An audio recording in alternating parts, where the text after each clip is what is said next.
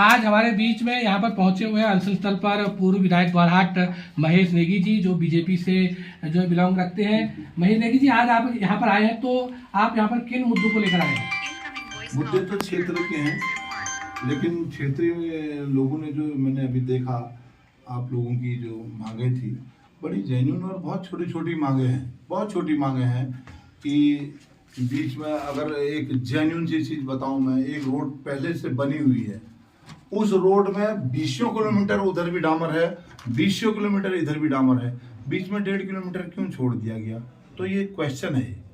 और वही इतना बुरा हो गया है जहाँ पर छोड़ दिया गया है। बड़े सबसे ज़्यादा थोड़ी हल्की सी वहाँ पर चढ़ाई होने की वजह से जैसे भी बरसात होती है वैसे ही उस क्षेत्र का पूरा ट्रैफिक जाम हो जाता है। उसकी वजह से उधर से कोई गाड़ियाँ गुजरती नहीं है। और ये जब मैं विधायक था तब से ही है। मैं अपने टाइम की बातों को छुपाने के काम नहीं कर रहा हूँ। इसमें मेरे द्वारा चिट्ठियाँ बनाई गई थी, मेरे द्वारा कराया गया था। मेरे जब कोरोना आ गया था, कोरोना के बाद, चलो हम कहते हैं कोरोना आ गया था तो फिर उसके बाद ये समस्याएं आई थी, उसके बाद की समस्या है। तो हमारा सारा पैसा उस समय मेडिकल में लग गया था इधर उधर, लेकिन सरकार ने उसको भरवाने के लिए उसी समय से चिट्ठियाँ चल रही हैं। आज तक उसमें चिट्ठियाँ चल रही हैं। छोटा सा पैच था वो भरने के काम, बहुत छोटे छोटे काम इनके हैं। छोटे छोटे तोकू में जो रोडें विधायक निधि से या PWD से बनी हुई हैं उनमें डामरीकरण की बातें रखी गई हैं। बहुत अच्छी बातें हैं। ग्रामीण क्षेत्र को हमेशा जितनी सुविधाएं मिलेंगी उतना ही जो है सरकार की बल्ले बल्ले होगी, उतना ही सरकार के पक्ष में ग्रामीण क्षेत्र के लोग खड़े होंगे। तो ये चीजें होनी बहुत नितांत आवश्यक है। पानी की बातें हैं, छोटी सी बातें हैं, रोडों की बातें हैं। बहुत देखो, बिजली के तार चल रहे हैं गांव में, लॉबिंग करने की बात है। लॉबिंग खाली जो पेड़ है, पेड़ के तने काटने की बातें चल रही हैं। तो ये छोटी छोटी बातें रख के भी अगर लोगों को धरने प्रदर्शन में बैठना पड़ रहा है तो निश्चित तौर पर ये हमारे लिए भी, सरकार के लिए भी, क्षेत्र के लिए भी, क्षेत्र के गणमान्य लोग जो चुन के पटल पर बैठे हुए हैं उनके लिए भी बहुत शर्मनाक बात है। विधायक जी, एक बात मैं आपसे और सवाल करना चाहूँगा। जैसे भी आपने कहा कि जिस काने के ढाल जाली मोटर मार्ग की बात करें, जो करीब 20 साल से अधिक रोड को कटे हुए हो गए हैं, ऐसे में आपके समय भी रोड कटी, आपने खुद कहा। तो जब आप ये बात कह रहे हैं कि हमने हमारे समय कोरोना हो गया था, तो देखिए ये चीज़ तो आज के विधायक भी कुछ ना कुछ उसमें बहाने उठा सकते हैं कि हमारे बीच में जो हो गया था। तो ऐसे में तो मामले और रखते रहेंगे, लंबे समय चलेंगे। तो सरकार जो भी है या विधायक जो भी है, तो उनको सीखता से एक दूसरे काम जुगे में आगे बढ़ानी चाहिए, नहीं बढ़ानी चाहिए? बिल्कुल बढ़ाना चाहिए। अगर मेरे टाइम की जो रोड है, जो विधायक निधि से रोड बनी हुई है, अगर उस समय विधायक में था, आज सत्ता का परिवर्तन हो चुका है द्वारहाट विधानसभा में और यहाँ दूसरे विधायक बन चुके हैं, तो ये तो उनका तो ये बिल्कुल उनको स्वतः आगे बढ़ के उस काम को सबसे पहले पूर्ण कराना चाहिए। क्योंकि उनका पुराना विधायक, उनके क्षेत्र का पुराना विधायक जो अधूरे कार्य को छोड़ के गया है, उस कार्य को पूरा कराने का दायित्व भी जनप्रतिनिधियों का ही बनता है।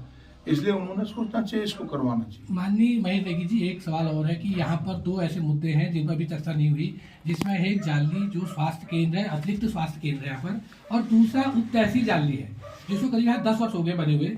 तो इसको पूर्ण तहसील की बात की जा रही है, क्योंकि यहाँ पर अगर उप तहसील है तो फिर आदमी को दौड़ कर गुवाहाटी जाना पड़ा तहसील में कार्यों के लिए। तो उप तहसील का महत्व क्या रहा? फिर अगर इसको आप पूर्ण तहसील नहीं करते हैं तो ऐसे में पूर्ण तहसील की मांग अगर कर रहे हैं तो वह तो यहाँ की जनता की जायज मांग है। नहीं, ये मेरे वक्त में ये इसको यहाँ पर जो है उप तहसील का दर्जा दिया गया है जी।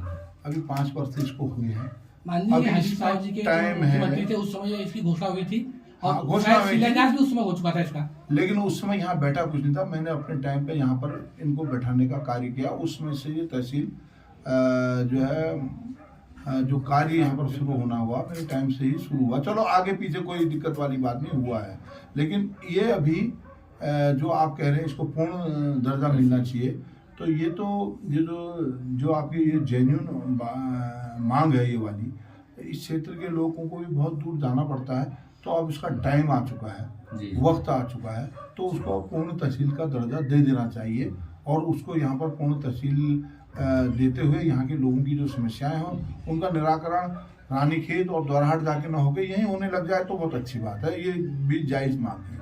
और एक स्वास्थ्य जो केंद्र है यहाँ पर, अतिरिक्त स्वास्थ्य प्राथमिक जो स्वास्थ्य केंद्र है वो अतिरिक्त है, तो यहाँ पर मात्र एक जो है एमबीबीएस डॉक्टर बैठते हैं, लेकिन जब डॉक्टर बैठते हैं तो मात्र डॉक्टर अगर मान लो एक सिंपल सी दवाई देने के लिए अगर आपने बैठा रखा है, कोई टेस्ट यहाँ पर नहीं होते, तो फिर अस्पताल कैसे चलेगा आप बताइए।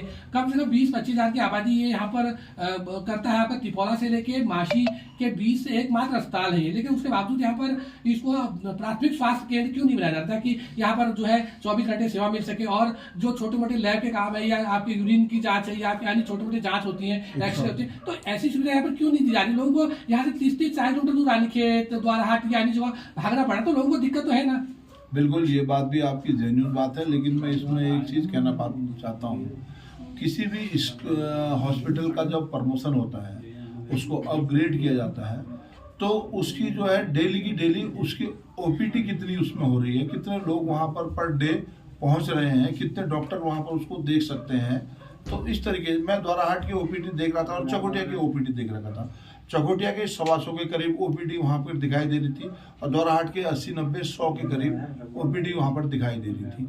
और अगर वहाँ पर निश्चित तौर पे अगर उस क्षेत्र के अंदर बहुत बड़ा क्षेत्र द्वाराहाट और चकोटिया कवर करते हैं और बहुत दूर दूर से लोग आते हैं, यहाँ की परिस्थितियाँ बड़ी भिन्न हैं, तो वही हाल यहाँ का भी है। यहाँ पर भी बहुत दूर दूर से लोग आते हैं, तो यहाँ पर जो मानक जो सरकार ने रखे हैं उसमें थोड़ी शिथिलता बरतनी पड़ेगी। यहाँ पर जो है छोटे छोटे सामुदायिक स्वास्थ्य केंद्र कम आबादी में उसमें उसका जो है एक मानक कम का बनना चाहिए। और जैसे ये आपने बताया बहुत सी जनसंख्या इसको कवर करती है, तो यहाँ पर भी डॉक्टरों के बैठने की सुविधाएं, 2-4 डॉक्टर 1-2 डॉक्टर कम से कम यहाँ पर बैठे, दवाई प्रॉपर तरीके से मिले, तो ऐसी तो होनी चाहिए, कोशिश सबकी होनी चाहिए। ये भी जेन्युइन मांग है, लेकिन आप जानते हैं कि स्वास्थ्य का जो है थोड़ी बहुत डॉक्टरों की कमी की वजह से है स्वास्थ्य थोड़ी छिन्न भिन्न हो रहा है। उसका भी मूल कारण ये है कि सरकारी वेतन आप कितना दे सकते हैं, ज़्यादा से ज़्यादा 1 लाख 1.5 लाख रुपए, और उन्हीं डॉक्टरों को जो है प्राइवेट में 5-5, 6-6 लाख रुपए दे रहे हैं, तो लोग बाग डॉक्टर ही भाग के चले जा रहे हैं। तो सरकार की तो मंशा है कि वो उसको अपग्रेड करे, बड़ा बनाए। कौन चाहेगा कि कौन जीता हुआ आदमी चाहेगा कि मेरी जनता मुझसे परेशान हो, लेकिन वो तो चाहते हैं, लेकिन ये थोड़ी बहुत समस्याएं बीच में आ रही है, उसमें भी सोचना पड़ेगा। और इसका जो है सरल मार्ग निकाल के अच्छी तरीके से किस तरीके से इसको हम और बढ़िया कर सकते हैं, ये भी सोचना है और बैठने की बात। जैसे आपने कहा कि स्वास्थ्य उपकेंद्र में जैसे काफी दिक्कत है, इसको बढ़ाने में ओपीडी देखी जाएगी, तो इसमें एक वैकल्पिक व्यवस्था ये भी तो हो सकती है, जो आपके पास सचल वाहन आते हैं जिनमें सारी सुविधाएं होती हैं, वो भी हफ्ते में 1-2 दिन आए, तो उससे लोगों को राहत मिलेगी, क्योंकि सचल वाहन में शायद बहुत सारी जांचें होती हैं, तो उन वाहनों के द्वारा भी तो यहाँ पर इन अस्पतालों को सुविधा दी जा सकती है। ये बहुत अच्छी बात है। आप अभी 2-3 साल पहले मैं देख रहा था, सचल वाहन तो चल रहे थे काफ़ी, हर जगह जहाँ भी हम जा रहे थे एक विधानसभा में एक सचल वाहन चल रहा था।